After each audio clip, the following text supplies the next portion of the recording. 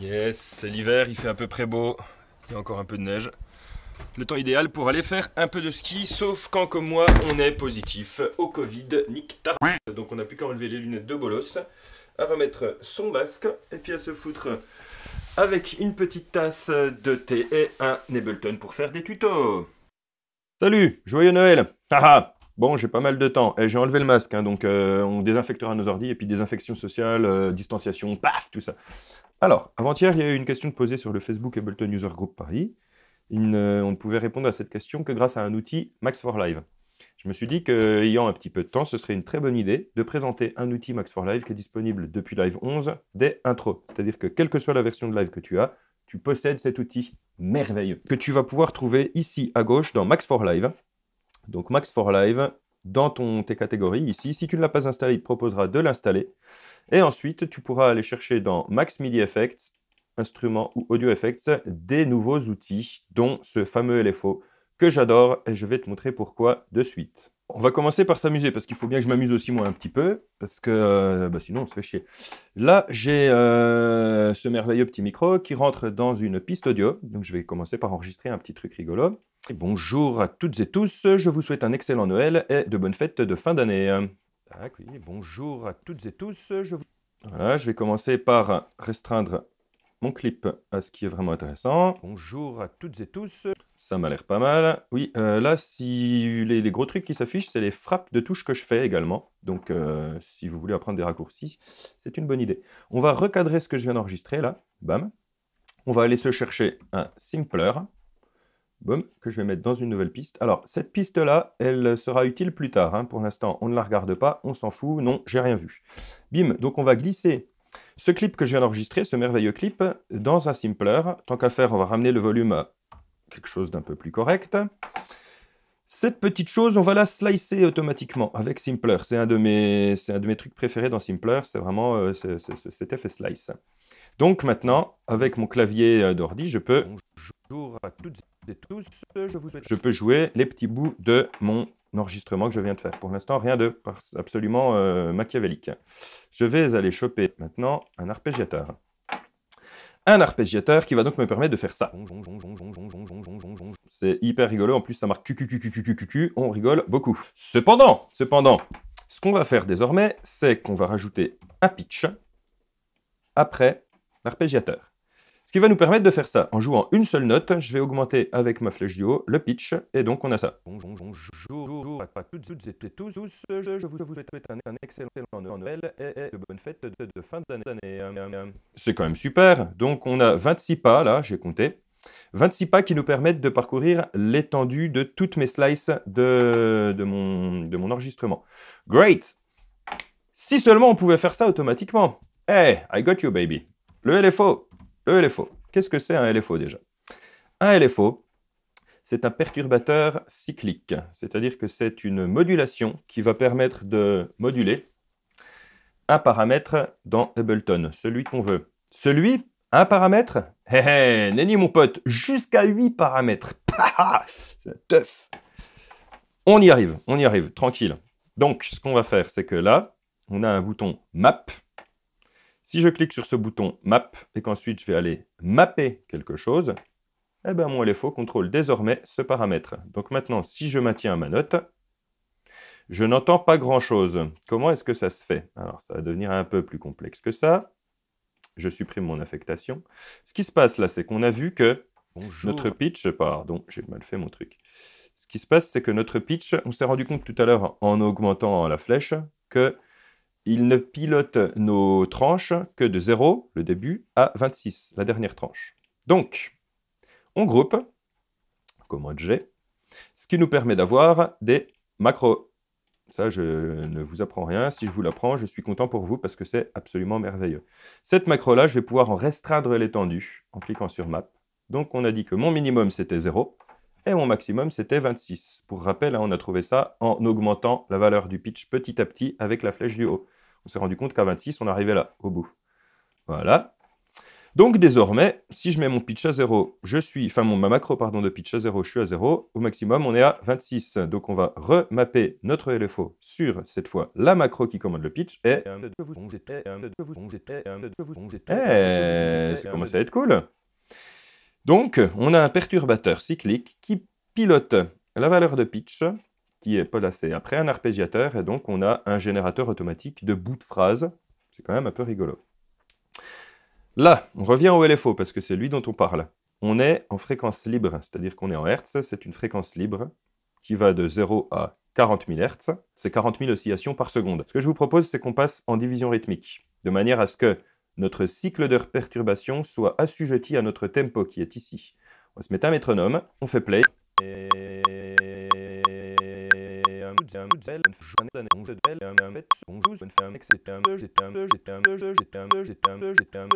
Alors, pas mal du tout, pas mal du tout. Cependant, là, on est en sinusoïdal, c'est-à-dire que ma perturbation cyclique, pour l'instant, c'est pas forcément le plus intéressant. On a plusieurs formes d'ondes sur ce LFO. Donc une sinusoïdale, une saw-up, qui reste quelque chose de très cyclique et de très normal, on va trier entre guillemets, mais on a également random ici, random qui est une forme d'onde aléatoire. Donc...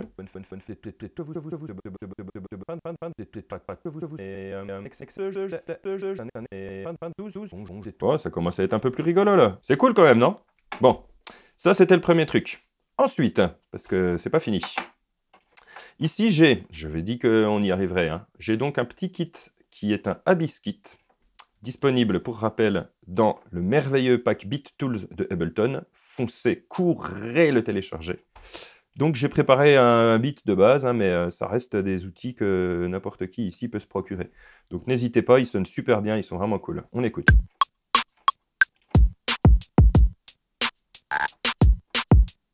Wow, incroyable. C'est malade. Ma tête bouge de ouf. Ce charlet pue du cul. On est d'accord. Il est tout carré, il est tout nul. Franchement, il est relou. Ce qu'on va faire, c'est que peut-être qu'un petit délai serait appréciable sur le dit charlet. Celui-là, là. Hein? Eh ben, bim, je vais lui mettre un délai. Ah non, ah si, voilà, c'est bon. Bon, c'est déjà un peu plus cool. Un petit délai ternaire comme ça fait pas de mal. Mais si je pouvais quand même avoir un peu plus de modulation dessus, ce serait pas mal, non? Got you, baby. I got you. Si on allait prendre notre LFO en aléatoire, ici, là, et qu'on le mappait non seulement à notre petite machine à faire des bouts de voix débiles, et qu'on le mappait également sur notre délai, après les charlets, eh ben, rien de plus simple. On vient cliquer ici en haut à droite. Ici, on voit bien notre première affectation qui est celle du pitch qui est avant nos slices de sampler. On peut également faire 7 autres mappings, 8 au total. Donc j'ai cliqué sur Map, je reviens sur mon Abyss Kit. Ici j'ai mon délai, mais je peux très bien aller sélectionner le cell de drum rack que je veux, puis n'importe quel paramètre. Donc je reviens sur mon hi-hat short. Hop, là je suis toujours en mapping, et je clique sur ma synchronisation. Désormais la synchronisation du délai est pilotée par un LFO aléatoire, et on refait play. Alors là, c'est complètement foufou parce que le mode de mon délai est en repitch. C'est-à-dire que toutes les répétitions de délai sont ajustées avec un pitch comme avec un vieux délai à bande. On va aller en jump plutôt. Ah bah voilà, ça commence à faire un peu trappy trap comme on aime bien là. Le charlet serpent à sonnette comme on l'appelle dans le jargon. Bon, c'est déjà pas mal. Si on continuait, allez, let's go. On va aller choper un opérateur, mais vous pouvez faire ça avec le synthé de votre prédilection, de votre choix. N'importe lequel ira très très bien. On va créer ici un nouveau clip MIDI. On va se jouer un bon vieux fa des fa-fa. Boum, c'est parti. Toi, tu te tais pour l'instant, merci, bonsoir. Moi, j'aime bien jouer avec les basses. Deal with it. C'est comme ça. On va lui donner un petit peu de corps, histoire que les personnes qui n'ont pas de bons écouteurs ou de bons moniteurs puissent quand même entendre. En disto avec un pédale. Voilà. On va bouffer un peu cette attaque parce que ça clique. Et j'aime pas trop. Voilà. Bon, c'est plat, c'est une seule note. Ça fait un peu chier quand même. Hein. Eh ben, qu'à cela ne tienne, on va se rajouter un deuxième opérateur. On va monter un petit peu les octaves, histoire qu'on entende mieux. Voilà. Là, ça commence à être sympa ce truc-là. Ensuite, c'est un peu plat, non? Allez, go, c'est reparti. LFO, map, opérateur. Bon, bah voilà. On va l'envoyer vite fait dans une reverb. Nickel, on dirait du faux FX Twin. Et on y rajoute le beat, c'est parti. Et puis on va se rejouer des petits bouts de voix dessus. On va rajouter juste une note ici parce que c'est nappe.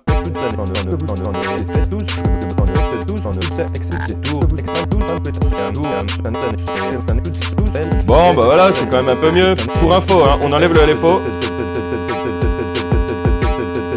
C'est franchement nul à chier. On remet le LFO.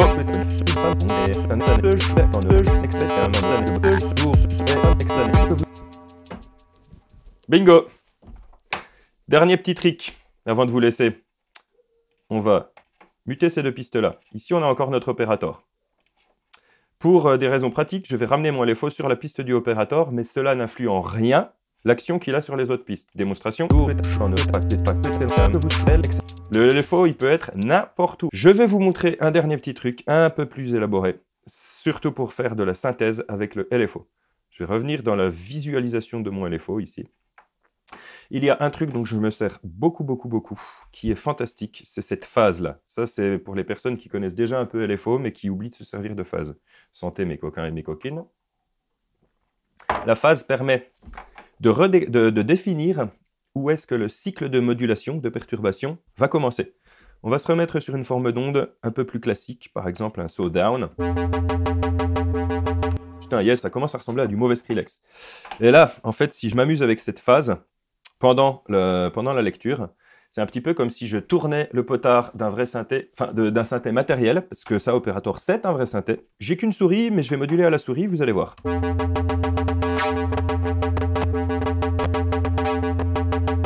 Ce sera peut-être un petit peu plus entendable si on se met dans une division rythmique un peu plus basse. Recommençons.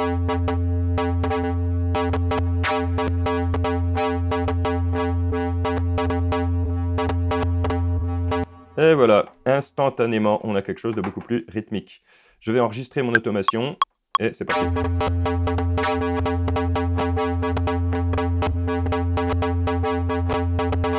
Tiens, la dernière me plaît bien, hop là.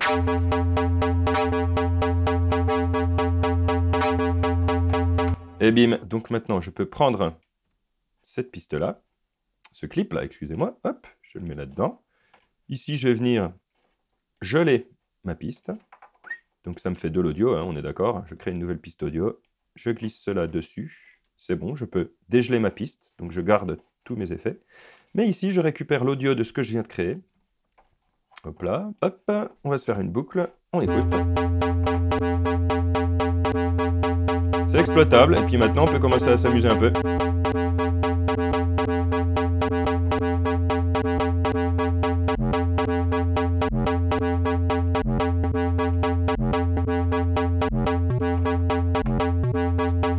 Voilà, on n'oublie pas que de base, on partait quand même d'un opérateur avec une seule note et qu'on vient de faire quelque chose de beaucoup plus rythmiquement intéressant, voire mélodique avec les coups de pitch.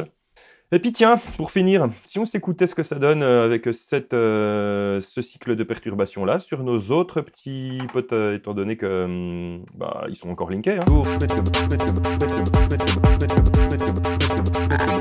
Yes, et maintenant on peut commencer à rigoler et puis à expérimenter avec d'autres formes d'ondes.